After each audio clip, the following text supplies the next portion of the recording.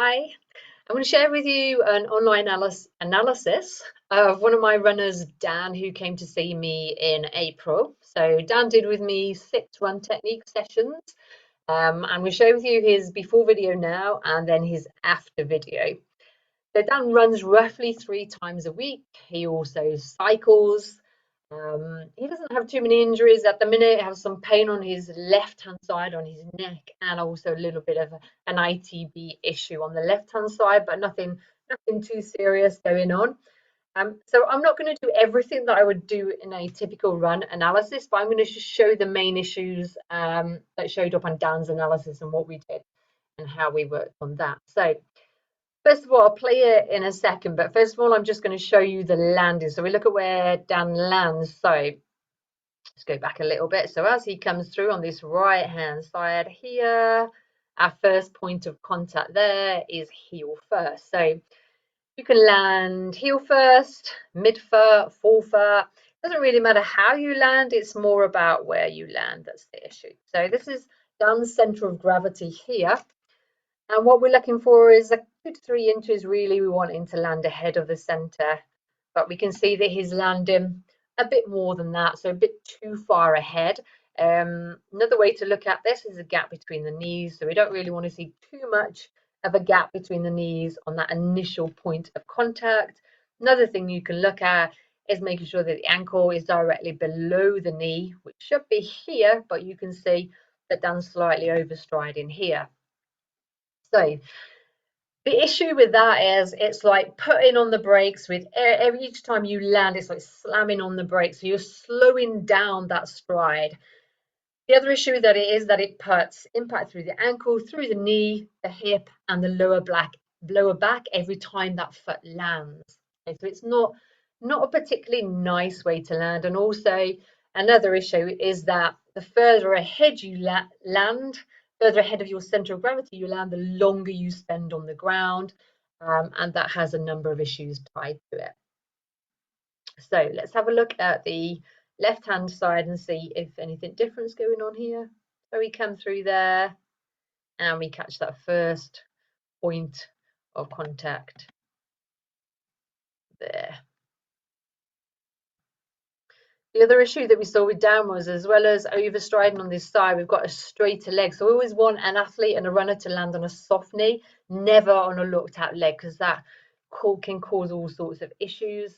But again, we've got a gap between the knee, we've got the ankle ahead of the knee on this side. Just want to make sure I've got that right on that left side. Hang on. So we'd always do a couple of times just to make sure that it wasn't like a one-off landing. So again, heel first, definitely on that side. And there we go. That first point of contact there, again, heel first. It was a bit tricky then. I wasn't sure if that was a mid-foot landing happening, but it is a heel first. And again, you can see we've got that overstride there. Very similar to the other side. Pretty good stuff. Okay, so we want him to land closer to his center of gravity. We don't mind, again, that it's heel first. You know, we're not particularly going to say you need to change that. Some runners like to land mid-foot. That's absolutely fine. What we don't really see in endurance runners much is a forefoot landing unless somebody's consciously decided to change that landing. Can put a little bit more pressure on the calves and the Achilles. If that runner is landing forefoot and they're uninjured and they're not landing ahead of their center of gravity, then again, that's up to that runner. I don't particularly try and get somebody to land a certain way. I just want them to land close to their center of gravity. Okay, so I'm looking at heel height now. So Dan has a pretty good leg cycle. Okay, and both heels are cycling up to the same height, which is something that we always look at with a runner. So what we're always looking for, and this speed was 8.7 miles per hour, so 14 kilometers per hour. is that the runner lifts the heel above 90-degree bend of the knee. At this height, I would expect it to go a little bit higher, which it is. And the reason that's important is because then we're using the big power muscles, the hamstrings and the glutes, rather than too much of the anterior, the hip flexors and the quads. So good leg cycle there, Dan. Now, let's just look at that first point of contact on the right hand side here. Oh, a quick check in with the posture. We don't want Dan bolt upright and we don't want him leaning forward here. Maybe a tiny bit too far forward, but it's not bad. I won't particularly worry about that. What happens often is when a runner's overstriding too far ahead, they flex at the hips and they lean forward. It's almost like a compensation, like they're trying to find their center of gravity. And getting an athlete to land closer to their center often helps with that overstride automatically without trying to get a runner to try and force themselves to be more upright. Okay, one thing that did particularly stand out with Dan is his arm drive. So we want a runner's arm, sorry if you can look at my picture here, stand up a little bit, is roughly 90-degree bend of the elbow, just slightly less, going forwards and backwards from the shoulder. The elbow angle stays the same, so it doesn't close up and it doesn't open up as we drive back. It stays the same. Okay. And with Dan, we have the arms out here. Now we don't need them to be rigidly stuck into the sides. They can relax out a little bit, but we don't want them coming out here. So what you'll see with Dan is instead of an arm drive, and remember you get rhythm, you get punch, you get speed from the arm drive, super important. We get more of a rotation than we do an arm drive. So that's something that you will, when I show you this after video, you can see it's very, very different. Now, just to mention that when I'm using Zoom for some reason to record this, it doesn't show very well when I play it in real time. It's always quite staggered. So in the description below on this link, you'll be able to see a direct link to Dan's before and after videos, and you'll be able to see all that smoothly, not staggered. So let's just have, I'll play it a little bit. Sorry, it's staggered.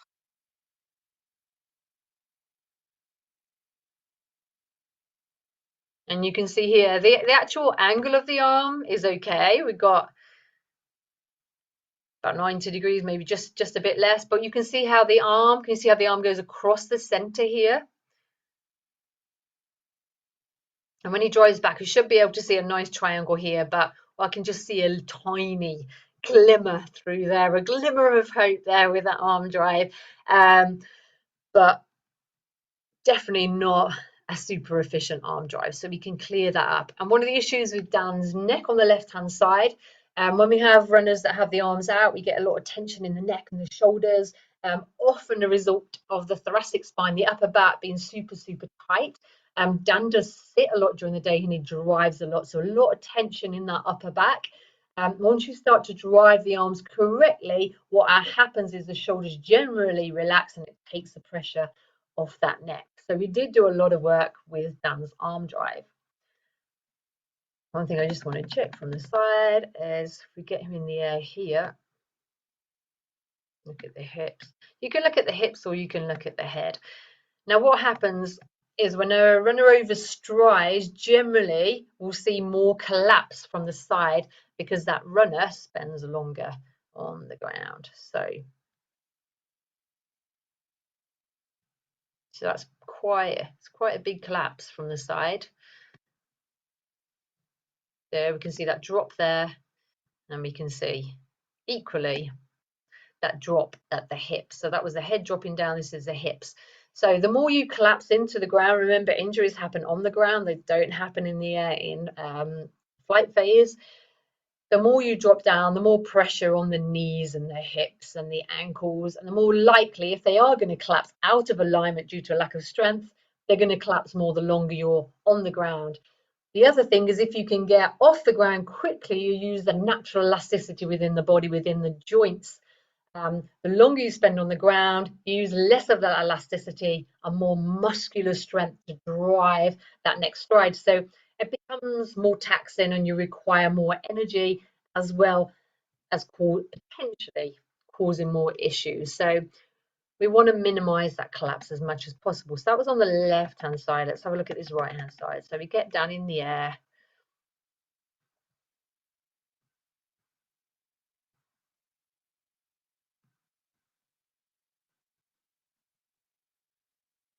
About the same. So we draw that line here. And again, this is mostly linked to that overstride. So we can see we really want to work on that overstride. Okay, so let's have a look at his after video and see what changed. So if we just start with the arms, so we can see now, we can definitely see through here. The elbow round, still a little bit crossing over on that side. But driving the arms forward. I just play it driving forwards and backwards. So much, much better with the arms. Okay.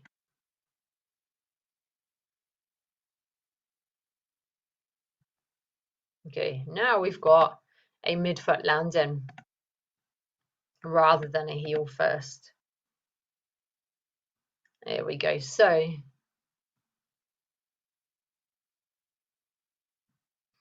knees are a lot closer together, and you can see that the foot is landing a lot closer to the center of gravity.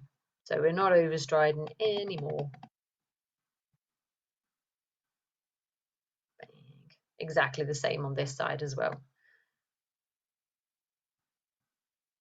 You have to keep an eye on that left-hand side that Dan doesn't lock out the leg. Here we go. Oof. Good stuff.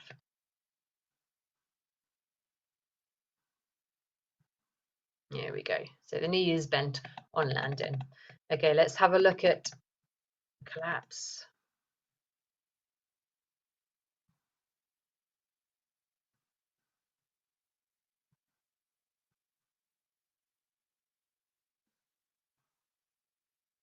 So less than before. There. So there will always be some collapse. That's okay. That's normal.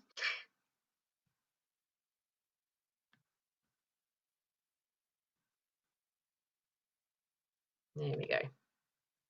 About the same there on that side, so much, much better.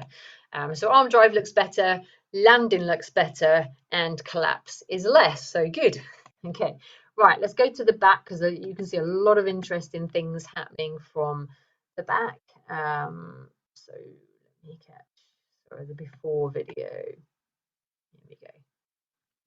I'm just going to grab a drink. You can see the arms there out to the side. So let's zoom in a little bit. Okay.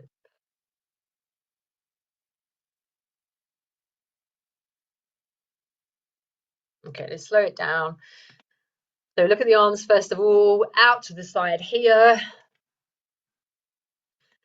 Number of different reasons that may happen. Maybe, like we said, tightness in the thoracic spine, never been taught how to drive the arms correctly. Could be due to a lack of strength. The arms can come out to compensate and brace and for stability as we hit the ground. But you can see there's not a lot of arm drive. It's more of a rotation. You can see there that the arm's swinging across the body and the arms swinging across there. Okay. Now, look at hips were pretty good. So we look at the hips while he's in the air, nice and straight. Now as he lands on this right foot here, not bad. So a little bit of a hip drop on that right hand side. Nothing huge. I'll go, oh God, we need to work on that as an injury waiting to happen. It's nothing like that. There's a little bit of a collapse. We're always going to work on glute activation, especially with someone that sits a lot during the day and doesn't do any stretching or mobility. We're always going to check out the glutes and see if they're activated. Dan's weren't to start with, but he quite quickly picked it up, which was great. By the end of the 6 sessions, his glutes were activating really, really well, which I was very happy with. And again, a little bit of hip drop on this side, maybe a touch more on that left-hand side. And just remember, the issues that Dan has is on his left-hand side. Again, not huge, but let's just play it again. Tiny. There, not much. I don't worry too much. But what I did want, if you watch as the right foot comes up, if we draw a line from here, now what should happen is the right foot should follow that line, shouldn't deviate from that line, and it should land down where that line on that line. So what we're looking at is the foot should come up in a nice straight line, follow that line, land down, and essentially the feet should land on 2 separate tracks. Now watch Dan's foot. So the heel internally rotates, he leaves that line, and he comes down to land there, and the foot is slightly externally rotated on that right hand side. Now, because Dan's overstriding, although he's got a good leg cycle and he is using the hamstrings and the glutes, he's overstriding. So we know that if you overstride, you're going to overuse the quads and the hip flexors, which can often result in that heel internally rotating, the foot externally rotating. So we need to get him to land correctly, which we know we do in the end, and get the glutes fired. There was one more thing from the side which I didn't show you that can also help, but I won't go massively into that today. Let's just have a look at the other side.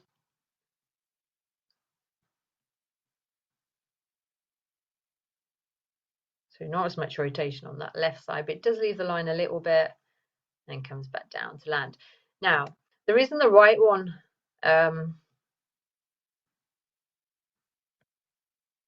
deviates so much is because if we draw a line down the center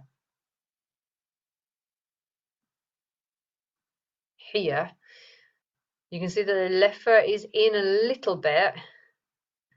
That's why partly it ends up deviating from the line, because you're always already starting off in a crossed over position. So the foot needs to swing out to come around. But if we look at the right hand side, you can see already how much further the right foot has completely crossed over. Now that puts a lot of stress on that right ankle, the knee also, and the hip in that, and that's quite a big crossover on that right hand side there.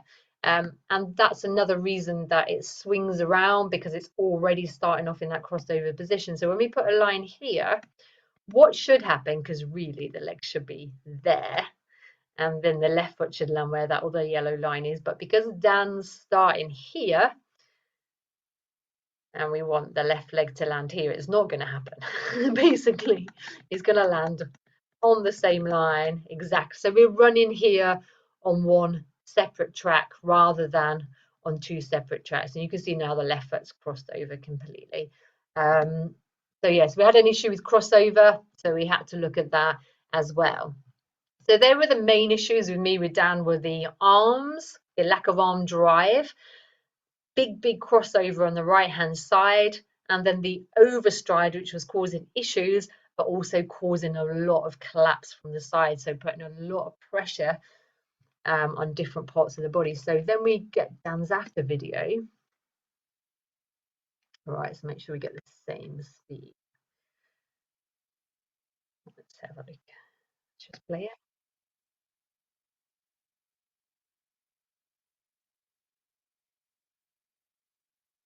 Okay, so we look at the arm drive. The arms, as you can see, are not out to the side anymore. Coming across a little bit on that left hand side. We have to keep an eye on that left hand side with Dan. It's a lot better though. And don't forget, Dan's done this. He's run for a long time, so he's had the arms out here in this position many miles. So it takes quite a bit of work to correct it. And we don't need everything to look absolutely perfect. None of us are going to run exactly the same. But what we're looking for is more efficiency, and any imbalances, we're always looking for symmetry. So we want the right hand side to look as similar to the left hand side as possible.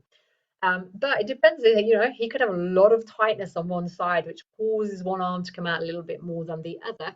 No amount of just pulling the arms in is going to fix that. So there may be some work to do there mobility wise. But also, you know, we're starting to form new movement maps, new movement patterns that take a lot of work. So again, what I was trying to say is that although we're looking for symmetry, it doesn't have to be absolutely spot on, but the closer it is and the less imbalance there is, the more likely you're going to run more efficiently and have less injuries. And that looks a lot better. And then we look at where that left foot. You can see there on impact there's had no hip drop, and there's always going to be a tiny bit of hip drop, but that's bob on perfect as far as I'm concerned.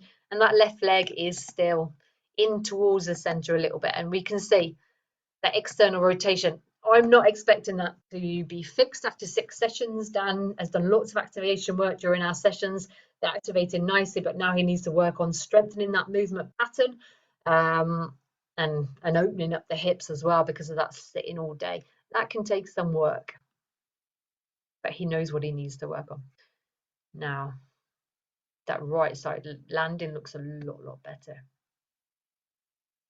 So yes, it's still towards the center, but do you remember it was crossed right over here? So it does look a lot better. It doesn't look like the same kind of stress on that leg as it did before. Over a little bit.